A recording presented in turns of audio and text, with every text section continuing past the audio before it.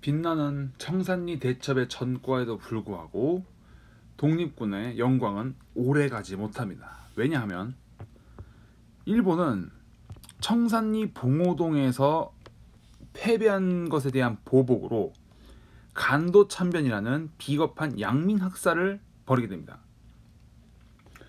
목적은 독립군의 근거지를 색출해서 파괴한다는 명분이었지만 어쨌든 무고한 양민들이 무참하게 학살됩니다.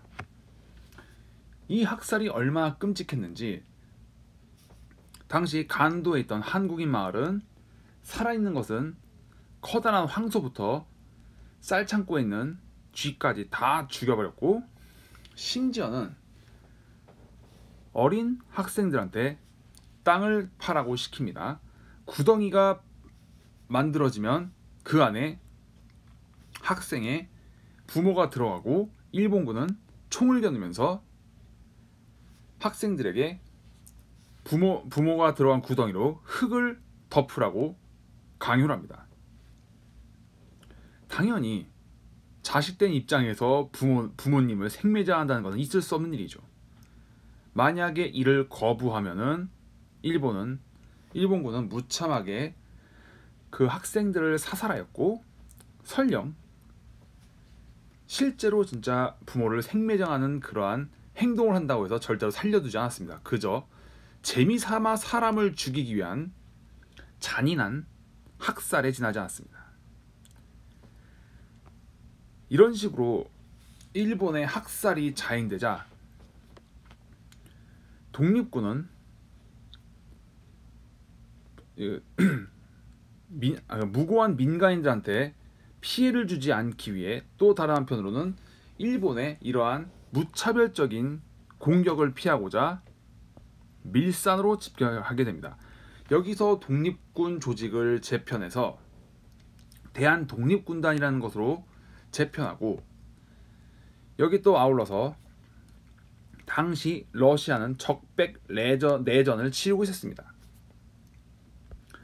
러시아의 적군이 지원을 약속했기 때문에 독립군은 러시아 땅 자유시로 이동하게 됩니다. 근데 문제는 여기서 독립군 세력이라는 것이 사회주의 계열, 그리고 만주지역, 민족주의 계열, 그리고 연해주에 왔던 이런 다양한 어떠한 집단으로 구성되어 있다 보니 지휘권을 두고 갈등을 빚게 됩니다. 여기에 러시아 적군은 그래도 자신들과 노선이 같은 사회주의 계열을 되도록이면 지원하려고 합니다. 그리고 여기에 일본과의 마찰을 우려한 나머지 러시아 적군은 독립군의 무장 해제를 요구하게 되는데, 독립군이 이를 거부하자 러시아 적군은 독립군을 공격하게 됩니다. 이것을 자유시 참변이라 부르죠. 이 자유시 참변으로 독립군의 일부는 러시아 적군으로 편입이 되고, 일부는 다시 만주로 내려와서 독립군 통합 운동에 뛰어들게 됩니다. 그래서 결성된 것이 대한통일부입니다. 그런데 문제는 뭐냐면 이 통일부 내에서도 독립운동의 방향과 목표를 두고 갈라지게 됩니다. 첫 번째는 복벽파가 있는데, 이 복벽이라는 건 별것 없고 대한제국 그러니까 황실을 다시 복원하여 예전 대한제국 시절의 체제로 돌아가자는 그러한 사람들이었습니다. 진덕원, 이 사람은 의병장 유인석의 제자였습니다. 그러다 보니 당연히 유생의 어떠한 입장에서 복벽을 주장했었고, 이 복벽을 주장하던 사람들은 통일부에서 갈라져 나와 의군부를 따로 만듭니다. 그리고 공화파는 계속 통일부에 남아있다가 이제 압록강 현재 지반이라는 지역이 있는데, 여기를 중국 발음은 지안이라 부릅니다.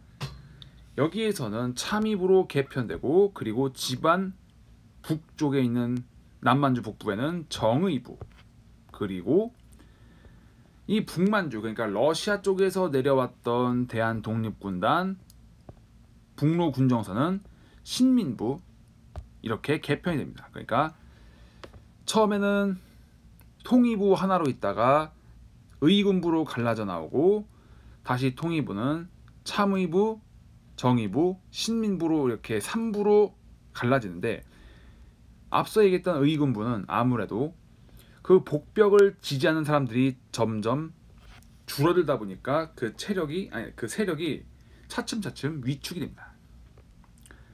3부로 재편된 독립군 부대는 각 지역에서 민정과 군정을 담당하는 역할을 하는데, 민정은 말 그대로 그 지역민들에게 세금을 걷어서 교육사업 혹은 군사훈련, 행정을 맡고, 군정은 각각 여기서 군사작전 혹은 독립군 훈련을 담당하는 그러한 기관으로서 역할을 하게 됩니다. 일종의 자치정부처럼 활동하게 되는데, 자, 그리고 1925년 미스야 협정이라는 게 맺어지게 됩니다.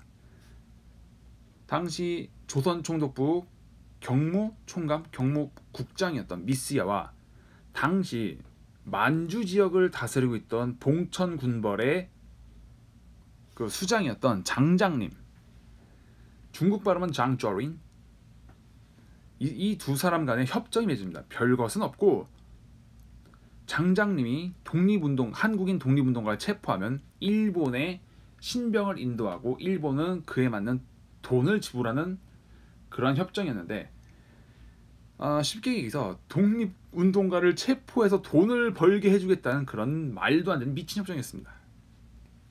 하지만 다행인지 불행인지 이러한 미스야 협정은 오래가지 못합니다. 왜냐하면 미스야 협정이 맺어진 이후 3년 뒤 이 장장님은 일본군이 그 장장님이 타고 있던 열차에다 폭탄을 설치해서 장장님이 열차 폭파 사건으로 사망하게 됩니다. 이 사건으로 미스야 협정은 흐지부지되고, 장장님의 아들 장항량이라는 사람이 아버지의 뒤를 이어서 봉천군벌의 수장이 되지만, 아무래도 그 일본군을 효율적으로 막을 수 없는 그런 상황에 직면하면서 이후에 중국 국민당 장개석과 손을 잡게 되는 그러한 상황까지 가게 됩니다. 어쨌든 비록 3년간의 짧은 기간이지만 좀 더 효율적인 독립운동을 위해서 이 3부도 통합운동을 진행합니다. 하지만 완벽한 통합까지는 못 가고, 이 3부가 국민부와 혁신회의로 이렇게 양대 축으로 재편이 되고, 국민부는 조선혁명당, 이 조선혁명당에서는 조선혁명군, 그리고 혁신회의에서는 한국독립당, 그리고 한국독립군, 이렇게 세력이 양분되어서 재편되게 됩니다.